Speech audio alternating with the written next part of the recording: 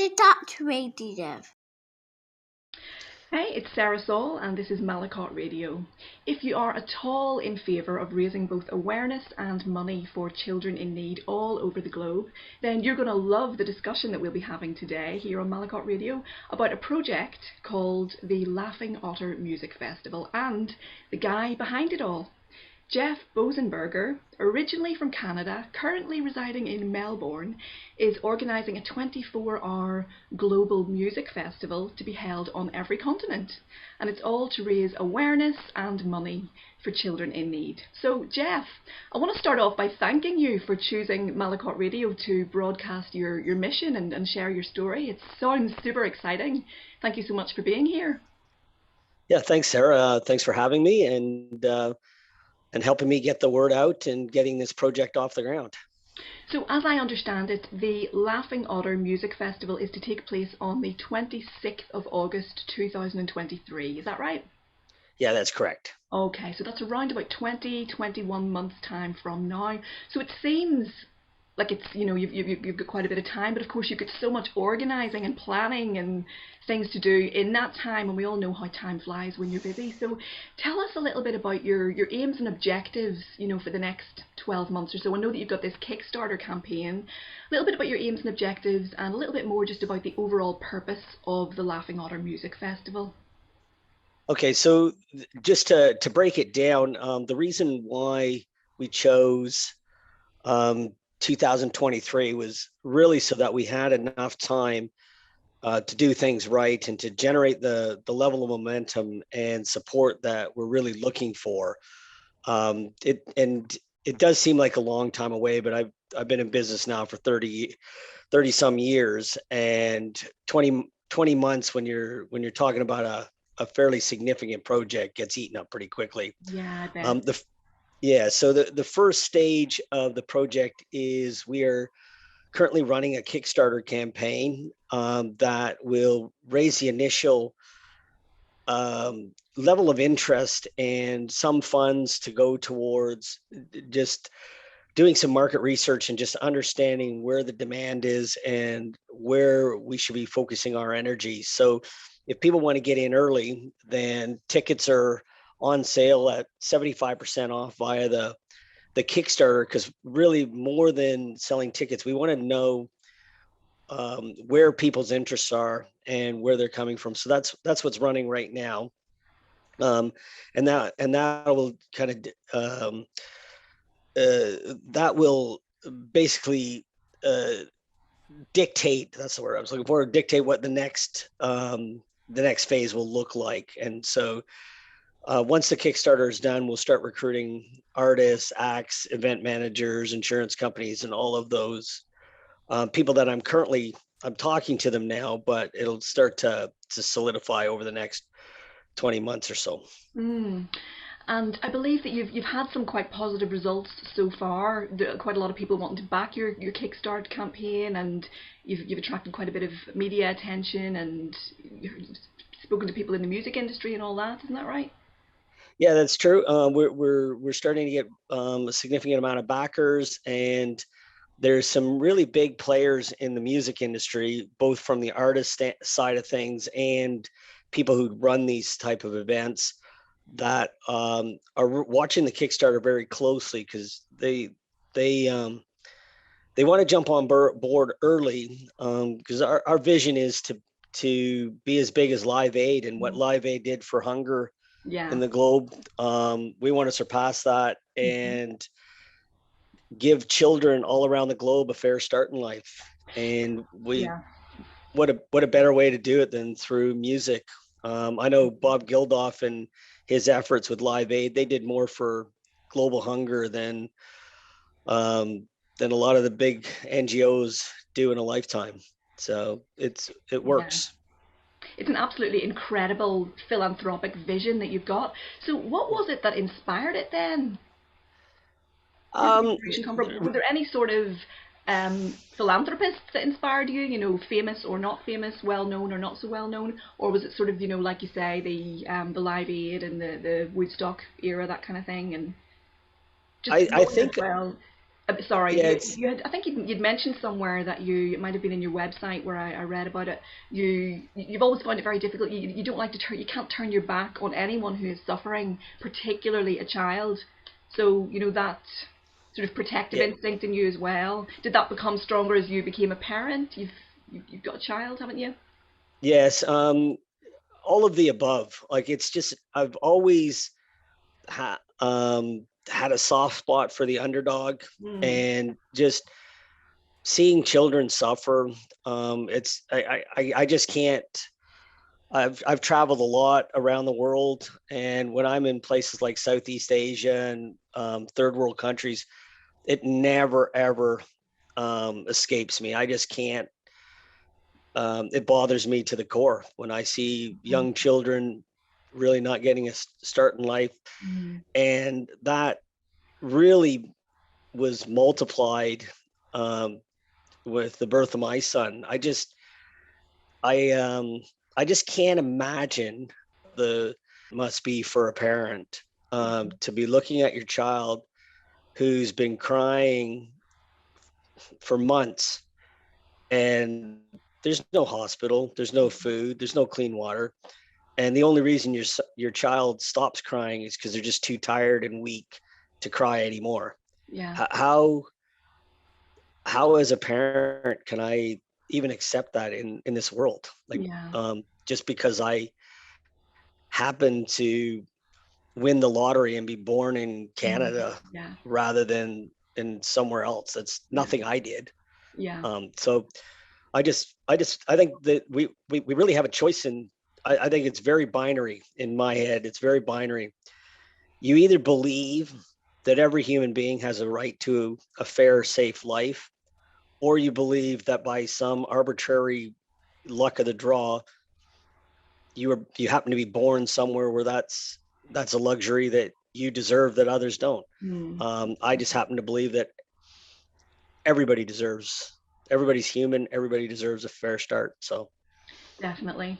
And it's such a noble thing that you're doing. I mean, you're taking sort of what 30 years of business experience and and all of your skills, all of your expertise that you've built up over those years and using them for the greater good of humanity really, because when you help a child, you're not just helping the child that's in need, you're also by extension helping their family members, their parents are going to benefit from that hugely, their siblings.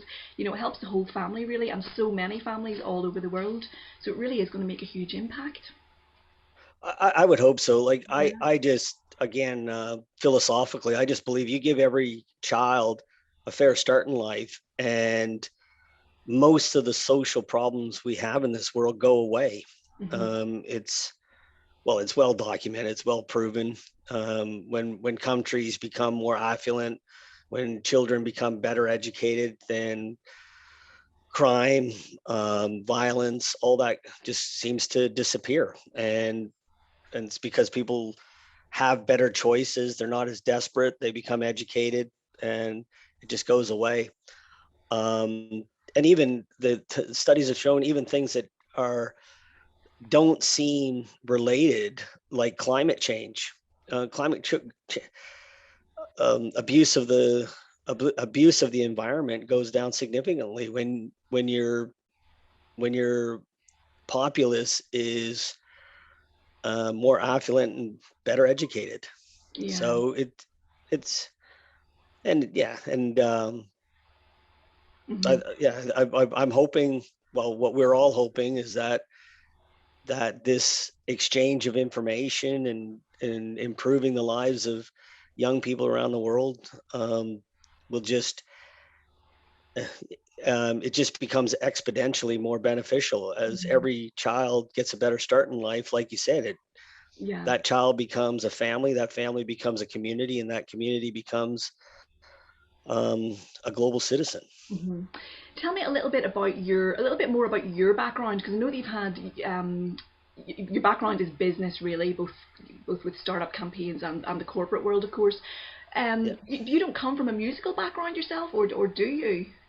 Not other than I've been a huge music fan since I was about 5 years old. I just Right. happened to um, I remember going into elementary school, and my best mate and I because of his older brothers and sisters, and where my parents' business had,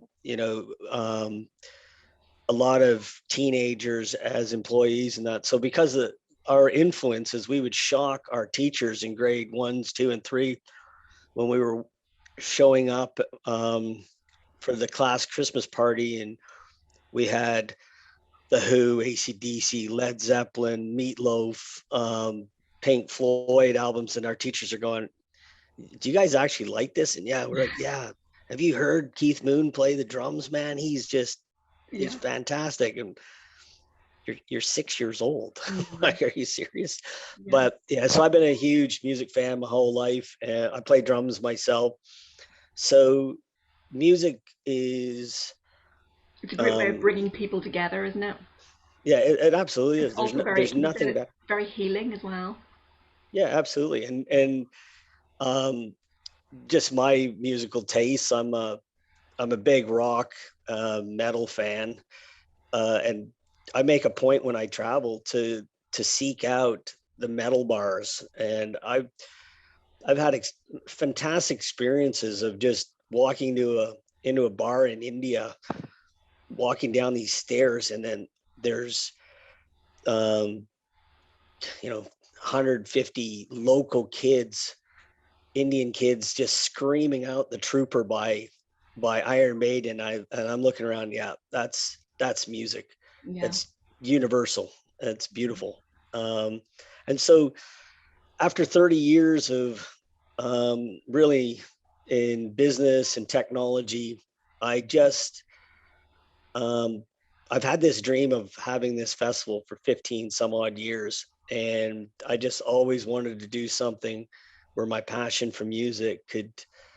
make a difference in the world. And I know I don't look it, but I recently turned 50, and I just thought, well, with everything that we've gone through for the last 8 years, and with COVID and everything like that, we need something that unifies us.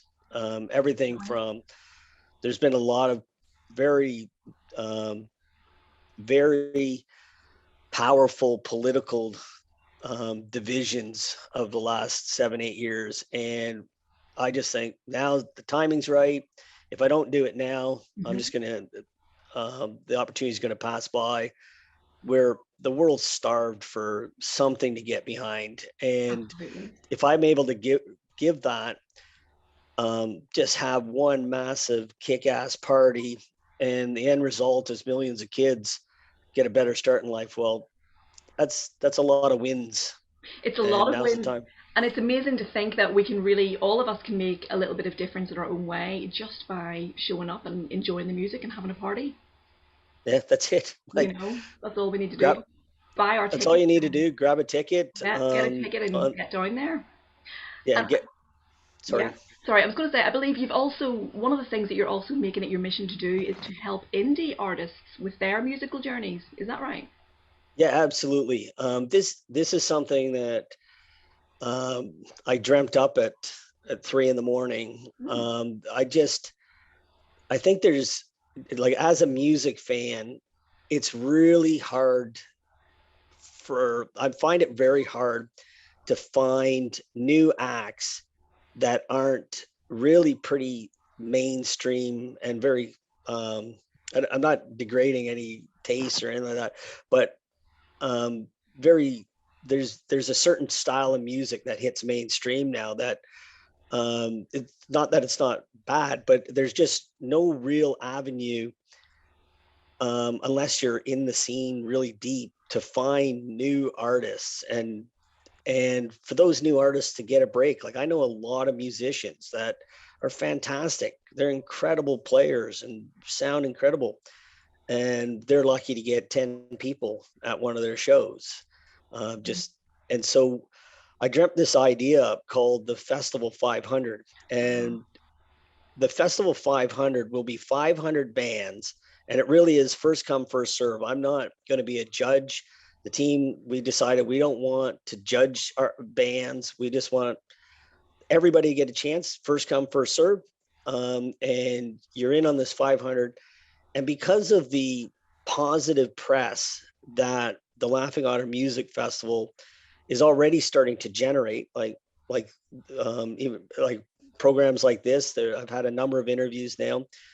We want to promote these 500 acts and tell everybody about it. There'll be tons of promotions. There'll be websites, all of this sort of thing that will promote this, what we call the Festival 500. And literally millions of music fans around the world will hear the music. We'll hear what these acts are all about, and then it's up to them to decide if it's any good or not. And we'll handpick a few of those artists to actually play at the festival alongside the international acts that are already established. It's all we're asking is that they kick in on the Kickstarter campaign to be a part of getting this movement going. But we're keeping it's $75. So I'm Canadian. I live in Australia, so I always equate things to cases of beer. So yeah, for the price of a couple of cases of beer, you'll get exposure for the next 2 years, like you just won't get from social media or any other platform, because we'll actively be promoting these bands and showcasing them. And as the festival gains momentum, so will this. And the Festival 500 will become an entity of themselves. So if there are artists listening to this and you're getting tired of playing empty bars and spending hours and hours posting on Facebook and Twitter and that and getting no results, this is a huge opportunity. And to be honest, and to be honest, the reason you're not getting results on places like Facebook is unless you spend a ton of money. Mr. Zuckerberg only shows your posts to 8% of your followers. So you have 10,000 followers, 800 of them will see your post if you're lucky that they happen to be scrolling through at that time. Mm-hmm. So this is we really have the interests of the artists at heart and really want to make a difference in that respect. Because as I'm rambling a bit here because it's something I'm very passionate about, but there's I look back on my music history taste. Like there are bands like Supertramp, Jethro Tull, Pink Floyd. In today's market, they would never get a voice, and now they're Hall of Fame bands. Yeah. Well, Jeff, it's an absolutely incredible vision that you've got. Very, very noble, very philanthropic. Great for children all over the world, for by extension families, people all over the world, and the musicians. Now we're just about to run out of time, but I want to thank you again for choosing Malacot Radio to broadcast your mission, and I will be posting the links up to your website right underneath this little YouTube video. So anybody at all who wants to get in touch with our man, Jeff Bosenberger, get your ticket, get yourself down there to the Laughing Otter Music Festival, whatever venue you can get to, because it'll be absolutely awesome. So thanks again, Jeff. Yeah, thanks for having me on, and really we want to give everybody just a reason to be positive again. That's what the Laughing Otter in general is about, is just delivering positivity through music and just making the world a happier place, because there's enough people out there that love to tell us how horrible we are and the world's going to hell in a handbasket. But that's not the case. Most people are absolutely fantastic, and let's celebrate that with music, and let's give some kids a fair start in life. So thanks, absolutely. Sarah. Yeah, man. All right. Well, thanks again, Jeff. All right. Cheers. Cheers. For Malacot Radio, you've been watching Sarah Saul and Jeff Bosenberger.